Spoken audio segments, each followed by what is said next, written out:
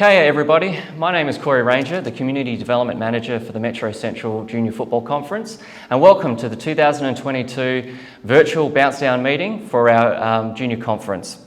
I'd like to start by acknowledging that we're meeting today on the lands of the Whadjuk Noongar people, and we'd like to pay respects to elders both past, present and emerging. Today we launch season 2022, and it's incredible to think that we've got another junior season up and running with COVID now in the state. But mark my words, the season's starting in a couple of weeks' time, and we're looking forward to it. On behalf of the WAFC, the Metro Central RDC, our umpire associations, we'd like to thank you for all your efforts during the off-season in recruiting and retaining players to our game.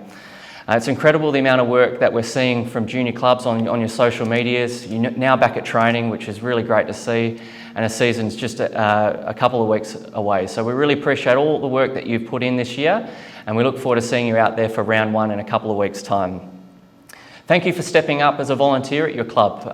It's a thankless role at times, so we really appreciate all the work that you're going to put into this season to help our kids and to also support the growth of the game within the East Perth, Perth and Swans districts zones.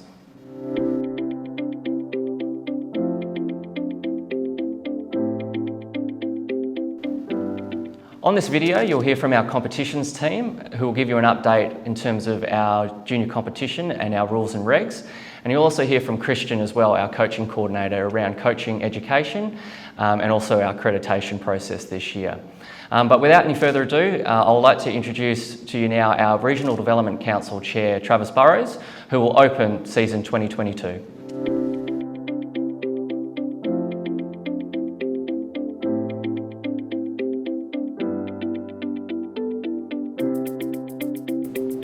The Bouncedown meeting sets some very clear guidelines for everyone out in clubland.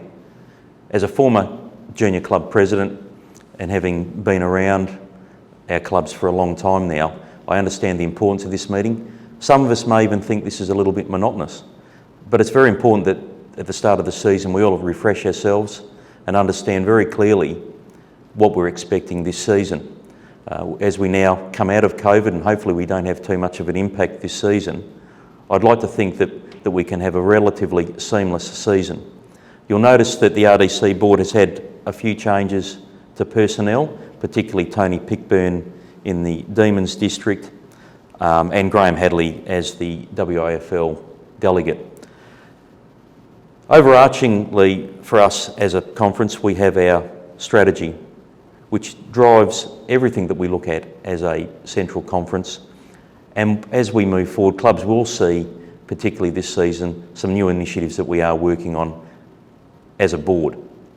On the back of the strategic plan, clubs will notice this season that we've developed some rather detailed strategic plans, which have been now communicated to all stakeholders, including the WAFL clubs. It's hoped that these stakeholders now have a clear understanding of the development and some of the areas that we are focusing on as a Regional Development Council. As volunteers and coaches, we play such an important role in the life and development of our players. We should not underestimate the impact that this has on the young lives of our players as they move through our clubs, from Auskick, through mods and into youth football and beyond in their junior football years. Importantly, our role is to ensure we appropriately develop these kids for the best and most enjoyable football journey that they can have, regardless of the level of football that they end up playing. Importantly, we want to see them remain in the game and passionate followers of our great game. I'd like to thank everyone for their attendance, and we'll now hand back to Corey. Thank you.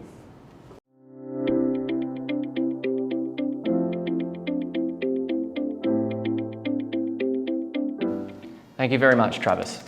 As some of you might be aware, this is our staffing structure heading into the 2022 season. Pleasingly this year we're going to have a full team again with the appointments of our 3 new development officers.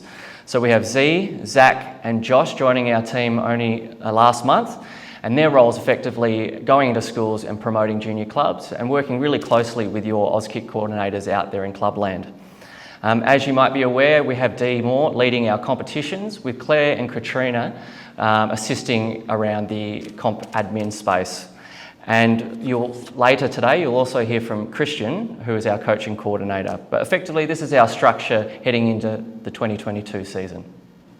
As you'll see on the screen, our team's priority areas this season centres around participation, competitions and game development. We're really keen to get into schools to promote your junior clubs. We're also really keen to ensure that our competitions are fair, consistent and equal, to ensure that we're attracting and retaining as many players as we can to the game of football. We're going to be working really closely with club presidents around club development areas and working in partnership with our WAFL clubs, East Perth Swans and Perth, in terms of community engagement initiatives this year. Our key focus, as you'll see on here, is clearly participation, competitions and game development. This season, our umpire managers remain the same. So we have Dion at the Perth District Umpires Association, Lewis Williams, who's doing a really great job with his group out at East Perth, and Jack and Jeff Fay Gilmore have joined again this season to be our Swan District's umpire managers.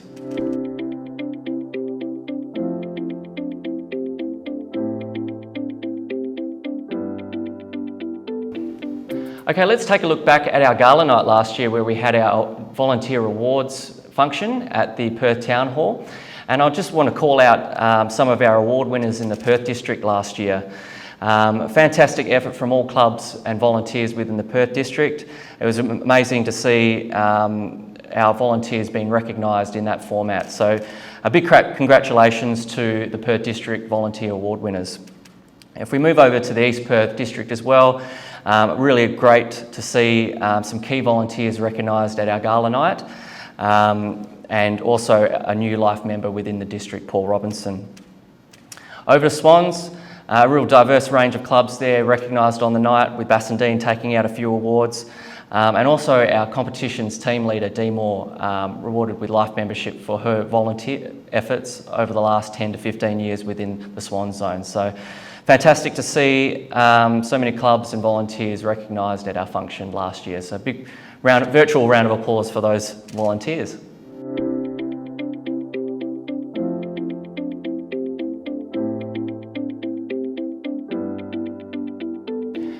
During the off-season, we've had a number of clubs come out to us requesting information around COVID-19 and how the junior season will look this year. For everyone watching at home, there is a key resource tab on the WA Football website, so wafootball.com.au/COVID-19. It's basically a one-stop shop for all COVID-19 policies heading into the season. So if you're not familiar with any of the policies or resources or templates surrounding COVID-19, check out the website. It's regularly updated and will guide and assist you in managing COVID-19 at your club this season.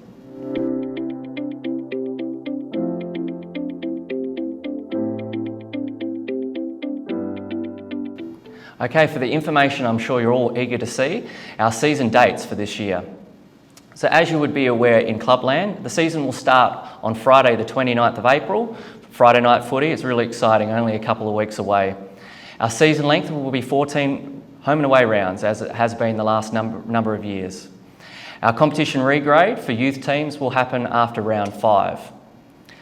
Our WA Day buys and school holiday buys are as seen on the screen, with our 2-week break from the 1st of July through to the 10th of July.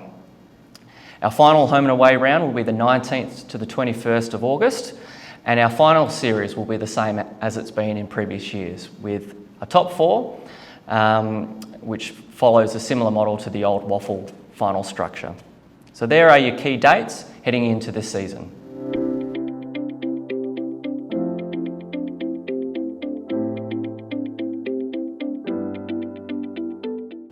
Okay, we'd like to now reinforce our bylaws this season, Bylaws 1 and Bylaws 2, which are the spirit of junior football and supporting our umpires.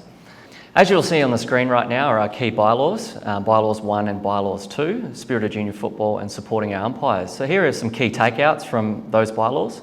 And as you would know, we do not want to focus on winning at all costs.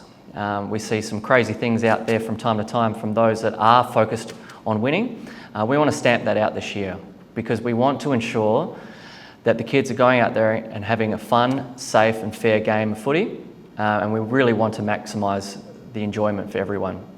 We want to ensure there's fairness, equality, respect and teamwork that are encouraged and celebrated. We want to hear the great stories that are happening within our conference. And we want to ensure that everyone is upholding, promoting and protecting the rules, laws and codes and policies of our game, especially in relation to junior football, and not accept any poor behaviour around our game. We want to ensure that our junior conference, the Metro Central League, is the safest junior competition in Australia. Okay, next we're looking at part 2, which is bylaw 2, supporting our umpires. So WA Football and the Metro Central Junior Football League has a zero tolerance stance against any form of umpire or official abuse, something that we're going to be really red hot on this year. And a key one that we've pulled out of the bylaw 2 is players, officials, parents and spectators are not permitted to comment about the umpire or the performance of an umpire in any way. That's a key message that we want to really drive home today, that you cannot comment about the umpire or the performance of the umpire in any way. A lot of our umpires are first-year umpires, they're kids trying to learn the rules of the game, and they need your support. So we're calling on everyone watching this video right now to protect our umpires, to ensure they continue their umpire pathway, and ensure that they're provided also with a safe and fair environment.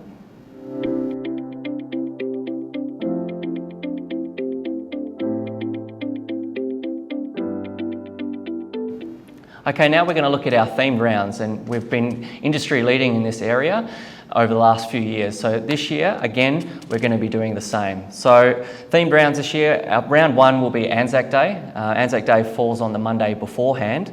However, clubs out in the conference have been doing some great work in inviting local servicemen in with a minute's silence before the game.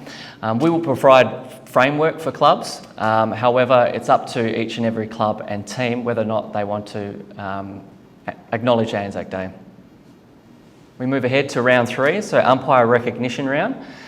Again, a really great initiative that all clubs have been a part of over the last few years. And we're seeing some really great photos after these games of the umpires and our teams together with a snap. And we're really keen to share those photos again this year. So a preamble speech will be provided for all clubs, and we'd love to see those before and after game photos with the umpires. It's a really great way to recognise our umpires and the work that they do in supporting the junior football competition. Now this is a really exciting initiative that we brought in last year. It's our club volunteers round. So it's an opportunity for our volunteers to suit up in junior club colours and play a social AFL 9s or AFLX version of the game. We're really excited to enhance and invest in this concept. So for clubs that weren't involved last year, we really encourage you to suit up this year. It's a really great night.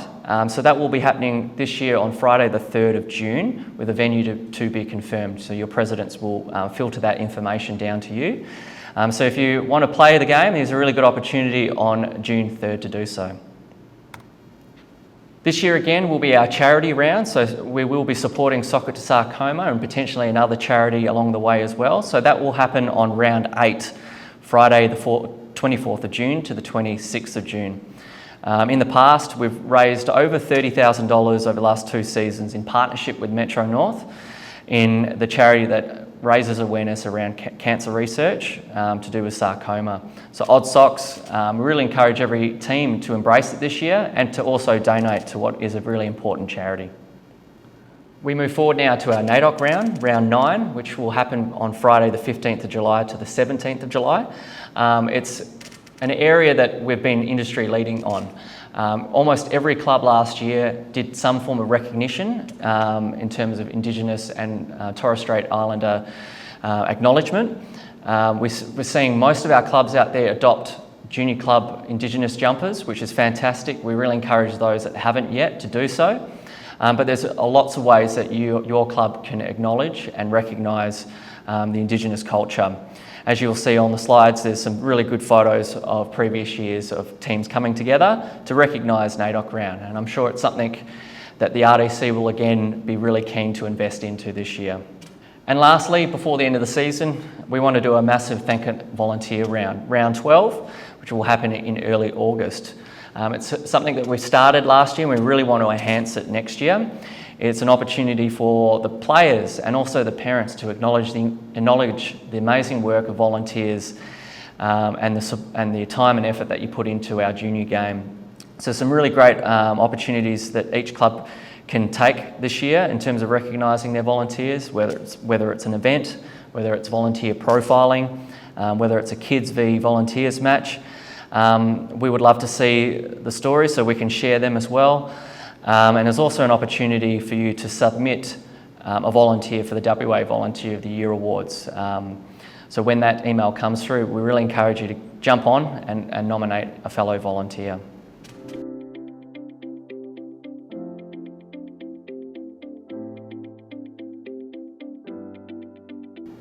Okay, lastly from me, and we mentioned this last year at the Bouncedown, we're really keen to see and hear all the great stories that are happening in junior football round by round. Often football sometimes can get the bad rap with some incidents that hit the news, but we want to counteract that with great news stories. And there's so many of them, and we really encourage every club to share those great stories with us so we can promote it and sell what is a great game of football, junior footy. And how you can share your stories with us is simply tagging WAFC Metro Central on any club post or using the hashtag Spirit of Junior Football. It allows us to see the great news stories and allows us to share it as well. So some opportunities for you to continue to promote all the great stuff that's happening out there in community land.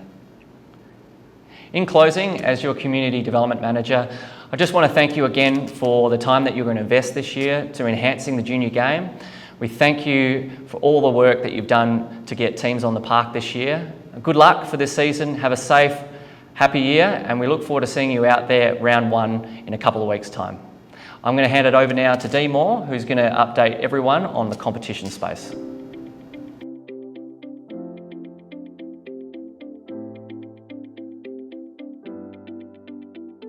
Okay, welcome everyone. My name's Dee Moore. I'm the competition team leader for Metro Central and probably well known to all of you.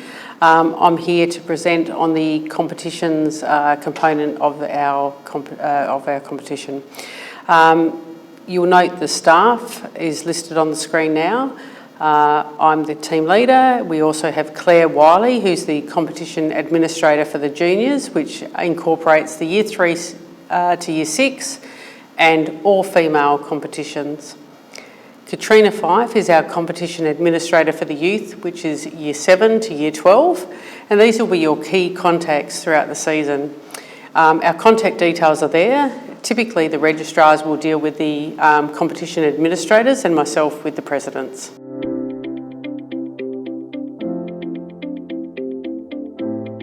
Okay, now to competition updates. You'll see the season dates displayed on the screen. One of the key dates is obviously round 1, our opening round being the 29th of April to the 1st of May. From there, we regrade after round 5, which is the 30th of May to the 2nd of June. At that time, we'll consider all the teams and their positions, their scores, and how they've progressed to that point. And we will make determinations as to whether the team will remain in the same division or be placed in a more appropriate division. There are specific criteria for that, and we'll work through that to obtain the best competition objectives for all teams.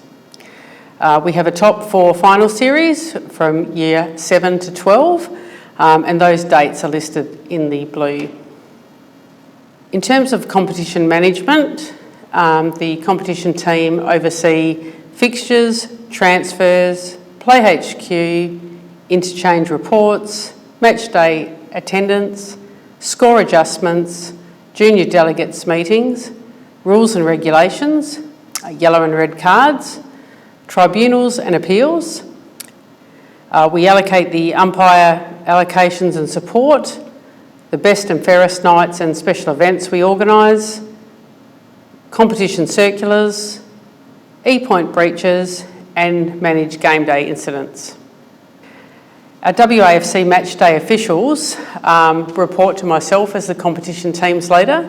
They will be rostered to attend junior games throughout the region each weekend and provide valuable support to your club volunteers and to our competition staff. They help promote positive game day environments and provide feedback to the competition teams via an online form that we have, which informs us of what's happening in and around the grounds in our Metro Central region. Please make them feel welcome when they're at your club, and we thank them. They're a valuable asset in our team. Regrading, as mentioned, this will occur after round 5. If your competition is impacted by regrade by either a new team entering or a team being removed, the ladder will be reset, with all teams reverting to 0 premiership points and 0 percentage. Please note that negative E points will carry over. These include red and yellow cards, spectator and coaching citations, melees, and other breaches of rules and the regulations. If a competition is not impacted by any regrade, their points will carry over.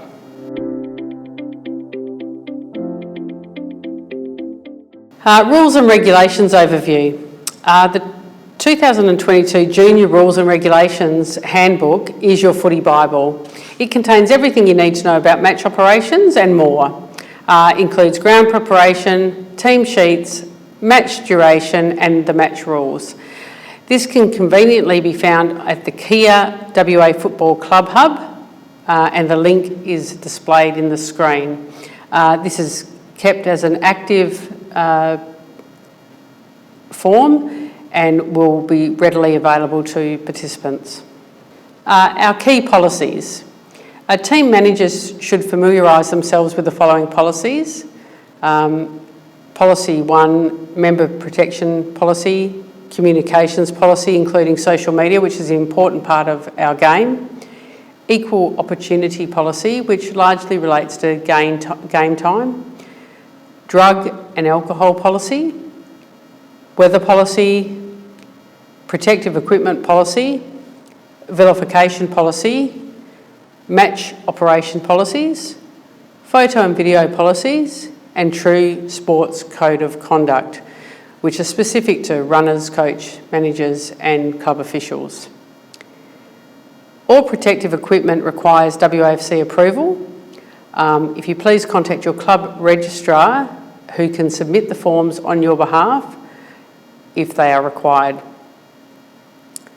Please ensure that you are familiar with all the rules and regulations as detailed above and the policies, as they may come in handy during the season. Player rotation policy, equal opportunity. Under the equal opportunity policy, the role of the coach is to ensure that all players, regardless of age, size, gender, ability, or the competition they are playing in, are given an equal opportunity to play in a variety of positions on the field. This is important in allowing players to gain experience and learn and develop the skills of each position. Adhering to this policy and its intent ensures all players and parents feel they are getting a fair go and a part of the team, enhancing the overall participation in junior and youth football. Every player in a team must play at least 50% of a game. However, all players must play equal game time across the season. Each team is required to track players' game time every week utilising the Interchanger app. E-points. The purpose of the E-point system is to weight game day behaviour with the same importance as winning a match and reward teams for displaying positive game day behaviour. This system deters players, coaches and parents from engaging in negative game day behaviour prior to it taking place. The E-point model is applied to all competitions from Year 7 and above. A maximum of 4 E-points will be awarded per team per game for each completed regular season match. The team's behaviour, including that of players, team officials, support staff or spectators, will determine if any E-points will be deducted. 1 E-point will be deducted for every yellow card received, 2 E-points for every red card received, 4 E-points will be deducted for every melee. Any E-point that occurs during a break of play or after the final siren will have the E-points doubled, as the umpire does not have the ability to award a free kick. The loss of E-points cannot be appealed. I'll now hand over to Claire Wiley, our competition administrator, who will proceed through the rest of the presentation. Thanks, Dee. So I'm Claire and I'll be looking after the year 3s and 6 and all the female competitions for season 2022. So the even up rule, so this is the WAFC policy point 15D. So the even up rule will apply when a team has less than the maximum number of players on the field. If a team cannot field the maximum numbers of players for that competition, the team with the greater numbers must offer additional players to the lesser number team until the team numbers compress of the maximum number of players or differ by 1. If an injury occurs during the even up rule, if a player is injured and the team has no players to replace the injured player, the opposing team must even up immediately. When a yellow or red card occurs during the even up rule, a player offered for a red card offence during the even up situation cannot be replaced for the remainder of the match. For the team utilising the even up rule, if a player receives a yellow card for the period spent off the field, the sampling rule as per the red card will be applied, not as per the injury instructions. Mercy rule. In youth grades, teams will only be credited with a winning margin of 60 points. This will be mercified by the competitions team. Please be mindful if a team is dominating another and this margin is exceeded, there are several effective methods that can be adopted to help equalise the teams. Consider player development over the winning margin. Adjust player positions, take this opportunity to rotate forwards, defenders and midfielders and provide them new learning opportunities and challenges for your team. Encourage players to kick and hand pass with their non-preferred foot and hand. Medical officers and trainer role for season 2022. Each team shall provide a team medical officer and a sports trainer with a current qualification. The team medical officer and sports trainer shall be clearly identified with their vest, which is white with a green cross. The team medical officer and sports trainer must not remove any players on a stretcher unless they have the necessary formal training and qualification to do so, which is an SMA Level 1 sports trainer course. Should a team fail to provide a qualified medical officer / sports trainer, then the opposing team trainer or medical officer should take their place. Stretcher policy, so this is WAFC policy 15I. Only authorised persons are permitted to enter the field of play to assist a player from the field. No team meetings or coaching is permitted during this time, and players must remain in their positions ready for recommencement of the play. If a play is carried off, as per the bottom picture, they can return to the field. If a player is taken off on a stretcher, they cannot return to the field. Protective equipment, so WAFC policy 08. So please refer to the below diagram and to determine whether a player's protective equipment requires approval by the WA Football Commission. Mouth guards and medic bracelets do not require approval. A medical bracelet must be taped and written medic on the tape. Helmets, glasses, knee braces do require approval. Glasses, jewellery and casques are not permitted at all. Team managers must be in possession of the approval paperwork to be able to show umpires and matchday officials when requested. Undergarments for year 3 to 6s only. In 2022, approval will not be required for year 3 to year 6 players to wear short length compression undergarments such as skins if they are black, beige or the primary colour of your club shorts. So approval is not required for vests, t-shirts or short skins. Approval will be required for long skins, both leg and arms. So all full-length compression garments will still require approval. So contact your club registrar who will submit the correct forms on the player's behalf and a photo must be included. So COVID-safe game day practices. All halftime snacks can be supplied in line with the WA government guidelines relating to COVID-19. Water runners are not permitted and all players should bring their own water bottles to games. Players are encouraged to hydrate well before and after the game and access their drink bottles via the interchange as required during intervals within the match. Concussion protocols. WFC policy 12. All clubs must treat concussions and all injuries with the utmost importance to ensure players' well-being is at the forefront of any decision on whether the player should return to train and play. The first aider has the final say to whether a player can return to the field. When in doubt, sit them out. Return to play after a concussion. So all concussions are to be reported to the competition administrators as soon as possible, but no later than 9 a.m. Monday following the game. The relevant medical report to allow the player to return to training and matches must also be supplied to the competition administrators before resuming training. All medical reports will be confidential and held by the competition staff and not shared with anyone. The reference 12 days is not standard wait and play, it is a minimum requirement, and all concussions should be treated as a unique assessment independently.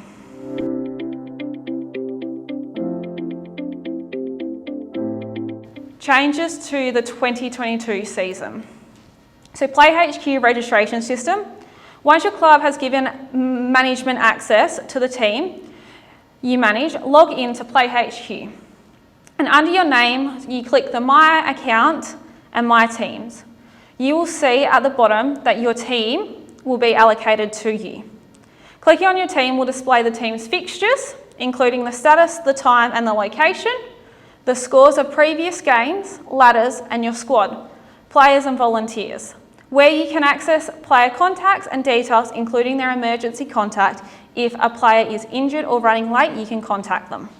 Match day identification vests. The Metro Central team are excited to unveil our new look in 2022. The match day identification vests. The vests will be personalised with your club's name and will be provided a clear identification to all key volunteers in our coaches box. The team managers are to wear the teal team manager's vest or the Go 2 and 5 green vest. Coaches will have a dark blue head coach's vest. First aid will have a white vest with a green cross. Goal umpires will have a white goal umpire vest. Assistant coaches will have a light blue assistant coach vest. Runner will have a pink vest. Parent umpire will have a white volunteer umpire vest. Interchange steward will have a purple interchange official vest. And the ground marshal will have a red ground marshal vest. This is what our volunteer vest will look like.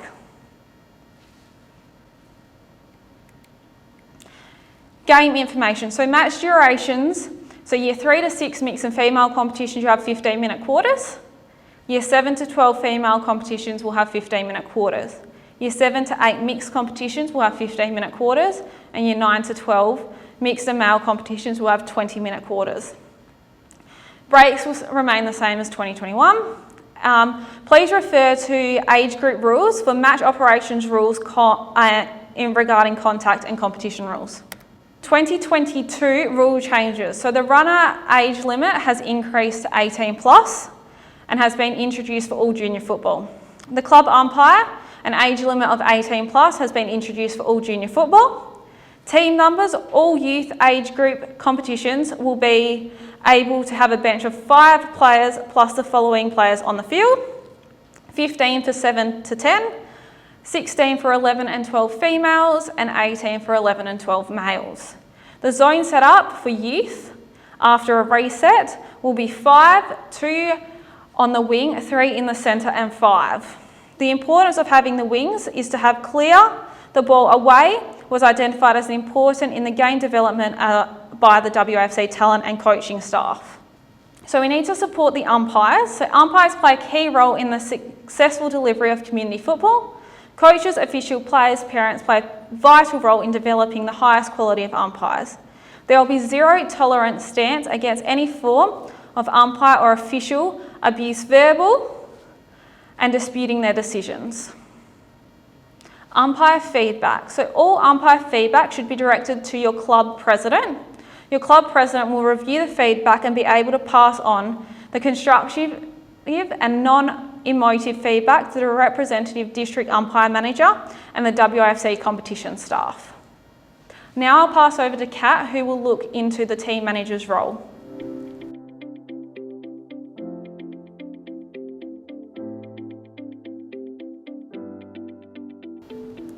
Thanks, Claire.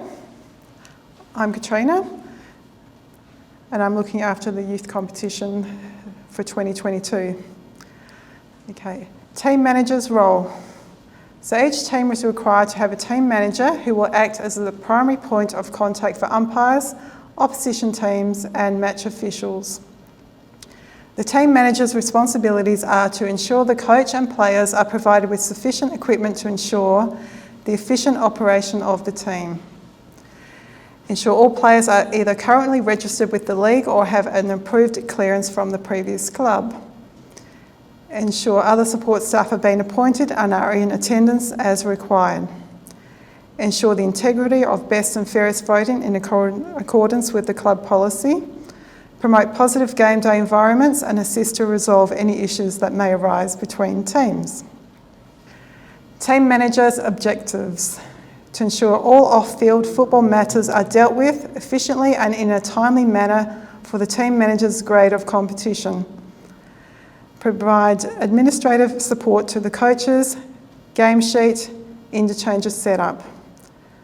Arrange the required support staff for games to take place, interchange steward, qualified first aid officer, club umpire, 18 plus, and the runner, who also needs to be 18 and above.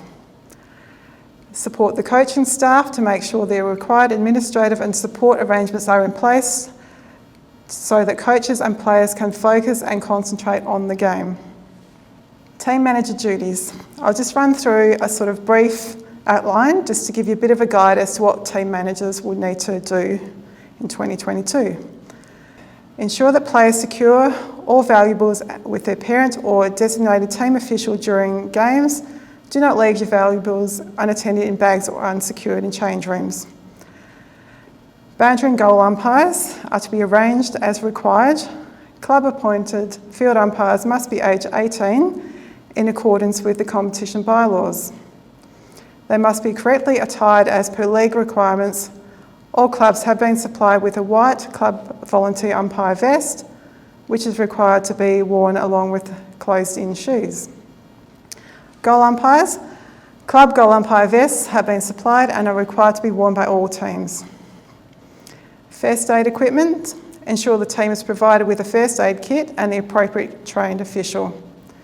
First aid officer. Teams are required to appoint a suitably qualified volunteer medical officer/trainer to attend games as the first aid volunteer in the 2022 bylaws reference the required qualifications. Footballs. Each team to provide a match day ball in accordance with the competition rules for the respective age team. Footballs should be clearly marked with club and team name to avoid items being lost. Prior to home matches, ball is given to the umpire for inspection. Ensure ball is returned after the completion of the match. Team uniforms. All teams representing a club shall wear the plain uniform approved for that club by the WAFC. Shorts and socks must be the approved colours and style of the club. Waffle Development Squad branded shorts are not approved club uniform.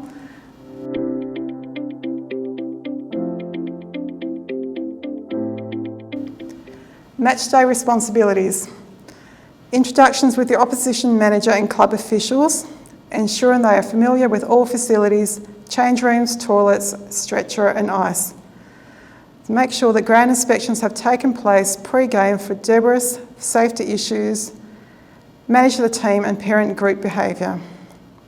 In the event of any conflict issues, take prompt action and immediately help your people resolve the situation before it escalates. Greet the umpire, provide water at intervals, escort safely from grounds, ensure they're not subject to any abuse or personal attacks. Manage team and volunteer rosters, player welfare issues, protective approvals. Game sheets. Prior to the game day, ensure the game sheet has been completed on Play HQ. The game sheet must display the following information for all participating players: player names, jumper numbers, dates of birth. Players who are listed and do not play should have a line drawn through the name on the paper team sheet and removed from the electronic lineup in your Play HQ Manager's portal. In an even up situation, opposing players' names and their jumper numbers while playing for your team should be added to your team sheet plus quarter 1, quarter 2, quarter 3 or quarter 4 to indicate which quarter they played for your team. Any player who cannot be selected on a team sheet through PlayHQ should not play, as they may be deemed an ineligible player. Please check with your club registrar, as playing an ineligible player can result in a $500 fine for the team. Team sheets also require the names of the following volunteers: the coach, assistant coach, runner, team manager, first aider, goal umpire and club field umpire if appointed.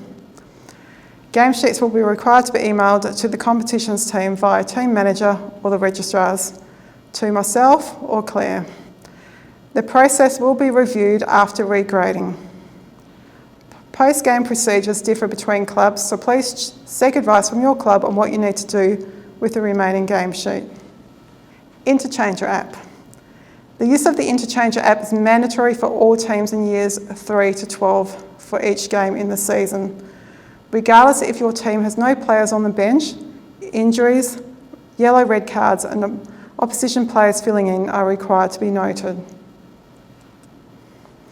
Ensure the iPad is charged and ready for the interchange steward.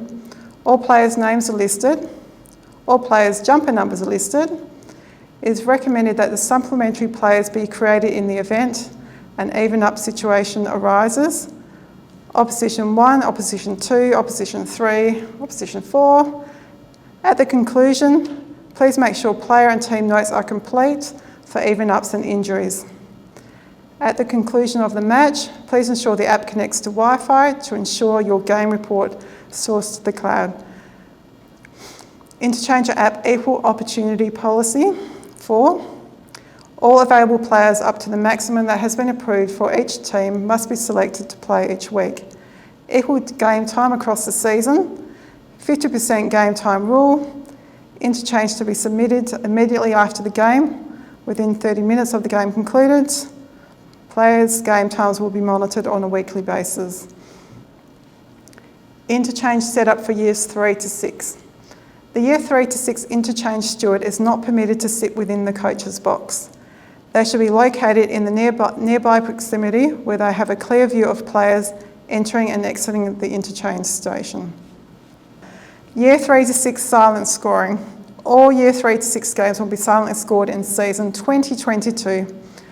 The home goal umpire will be required to keep score for the game. The home team will be required to enter the score into PlayHQ by 9 a.m. Monday. These scores will not be published on the website, nor will ladders be formed. Game day paperwork. Each team to provide the following. Home team, 1 interchange report recorded by the interchange steward on the iPad, 2 scorecards provided to your goal umpire and 1 to the independent scorer from the home team. Away team, 1 interchange report recorded by your interchange steward on the iPad, 1 scorecard provided to your goal umpire. No spectators, coaches, first aid officers, runners, managers or players should be within the excluded zone of boundary and spectator line. There is to be a 4.6 metre exclusion zone behind the goals with only the goal umpire permitted within this area. All runners, team managers and players are permitted within the interchange zones. Coaches' boxes and interchange boxes are expected to be roped off to keep spectators from entering this area. The only 5 people permitted within the coaches' boxes are the head coach, the assistant coach, the runner, the first aid officer, team manager and the bench. And the interchange area for youth only is the timekeeper and scorer and interchange steward. Ground preparation, policy 15A. A brief outline as to what needs to be done with relation to the ground marking, the coach's box, match day checklist and safety requirements. Here's a little diagram of how the coaches and players' boxes shall be marked.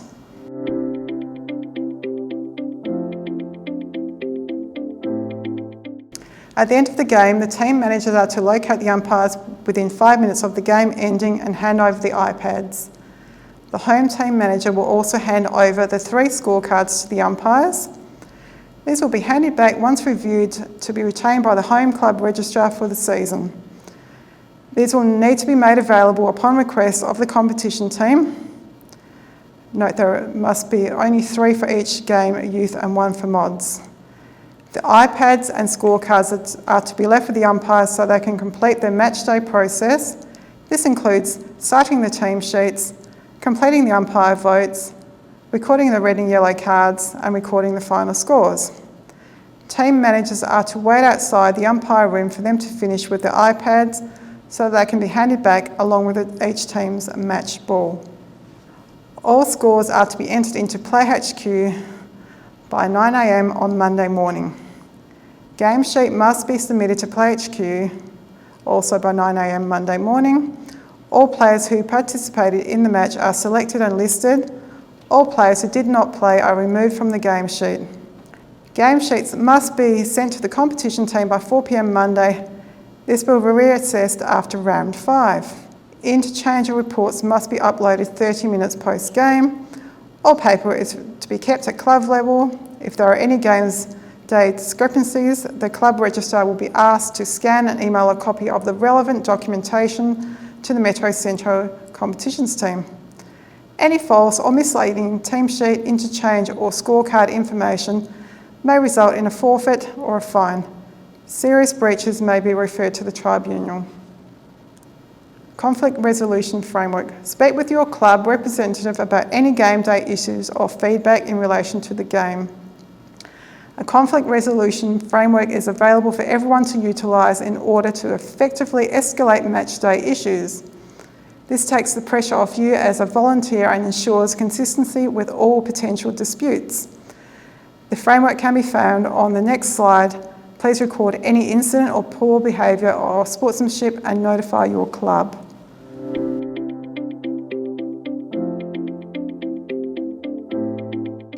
Thank you for volunteering in season 2022.